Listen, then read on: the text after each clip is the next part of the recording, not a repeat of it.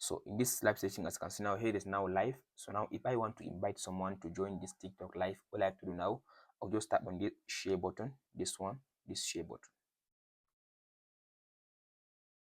So after you tap on this share button, all you have to do now, you can go through this one, as you can see now, to read these people to search for the person. But if you can't find the person in this session now, just swipe this one like this. So now you can tap on this more again.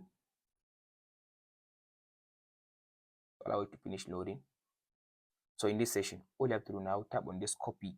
So now tap on this copy to copy the link of this live. So copy the link of the live.